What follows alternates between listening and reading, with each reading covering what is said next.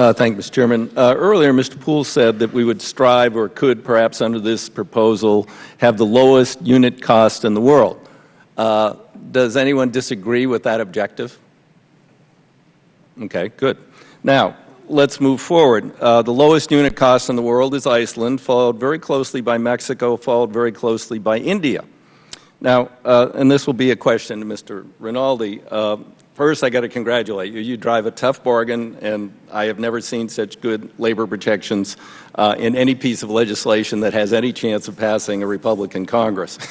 So congratulations. Good work for your members. Appreciate it. In fact, it's so good I hear the Freedom Caucus is opposed to the bill because they don't like the labor protections. I'll give you that, but now comes the part that you won't like quite as much. You know, you say in a note you sent out that we'll be able to negotiate a shorter work week. So somehow we're going to strive to have the lowest unit costs in the world, that is competing with air traffic controllers in India where they don't bother to train pilots sometimes, or Mexico. What do air traffic controllers earn in Mexico? I don't know, and I did not send out a memo that said to my membership that we're going to have a shorter work week. Well, it's a ATC Corporation questions and answers. From when?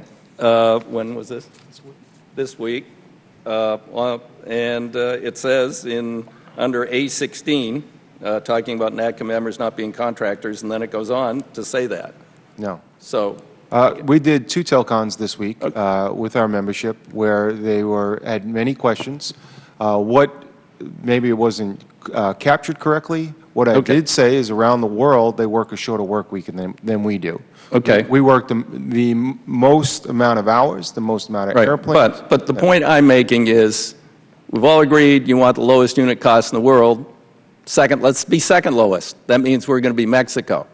One of the largest components of this system is labor. It's not that capital intensive, labor intensive system. And Mr. Poole shaking his head. So how we would have to be how much more productive than Mexico or India? No, Mr. Poole, I haven't recognized you. Right. So this is a question for Mr. Rinaldi because I think this goes to the heart of this issue. Well, I like the labor protections. I'm very concerned about where this whole thing could head as a private corporation in terms of getting the lowest unit cost in the world, what that means for safety and what it means for the workers after we renegotiate contracts. So here's the thing. You asked the question, do we want the lowest cost of unit? What we want to make sure is we run the safest, most efficient system in the world. That's what the air traffic controllers want. I'm not worried about the lowest cost of unit.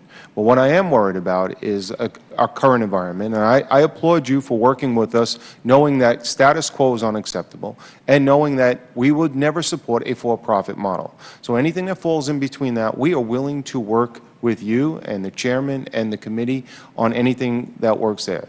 My goal is to make sure we continue to run a safe and efficient system. We staff our facilities, we build new modern facilities, and we have modern equipment to run the aviation system into the future. Currently, right now, we're hanging on. Yeah. But if this continues down the same path that we've done for the last 10 years, we are going to struggle. And we're going to have to reduce capacity because we just won't have controllers to open up positions. Okay, I would agree with that statement. Now, here's a point. Of course, we're leaving the people who have to certify the new approaches, certify the operations, certify the new equipment. They're all subject to general fund appropriations, and they're over here. They are also the people who have to certify aircraft. The manufacturers aren't thrilled with this idea. They're subject to appropriation. They're over here. And they aren't protected by being under the whatever fee structure this board creates. Well, I'll be kind of schizophrenic because I'm going to be representing a lot of the members that stay behind in the FAA because they're still members of our union. We'll be working those issues. I'll still be coming to you and asking you for appropriations to make sure But wouldn't it be better to bring them along? Into a whole, like I said, we applaud your efforts, all right, thanks. And we are willing to work on anything that's not status quo and anything that is not for profit. Thanks, Paul. I want to make 2 quick other points. I heard repeatedly that the Secretary will appoint people who support the public interest. And as I said, President Sanders, yeah, I bet so. President Trump, Maybe not so much. Consumers might not be at the top of the list. And all it says is directors appointed by the secretary. It doesn't say that they have to represent consumer or public or any other interest. They could be two more airlines. And then one other point, 61% of the operations every day are regional airlines. And that's 45% of the passengers, which presents a problem in the system when we talk about LaGuardia and things like that. But the point is they don't get a seat on the board.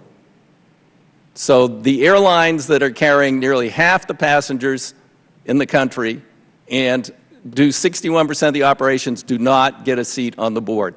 Mr. Callio was asked about why 4 major airlines, and he said, well, it's kind of proportional, but it's not exactly proportional when you look at commercial service. So, these are many, many issues that I think need to be ironed out. I have so many concerns about this construct. I appreciate the opportunity for the hearing, Mr. Chairman, but I really believe that, we are not ready to go forward with this proposal. You are, and we'll take it up tomorrow, and we'll see where it ends up.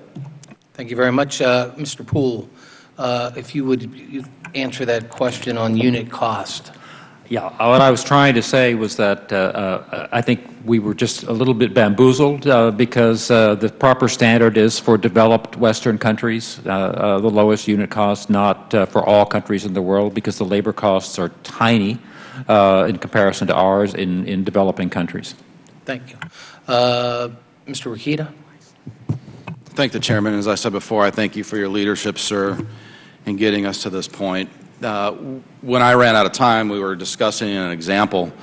If I was a member of this board, perhaps representing the airlines, what would prohibit me in this language from making a motion to choke off access to a general aviation airport that we knew I had potential customers flying into, so as to give a competitive advantage to selling more airline seats.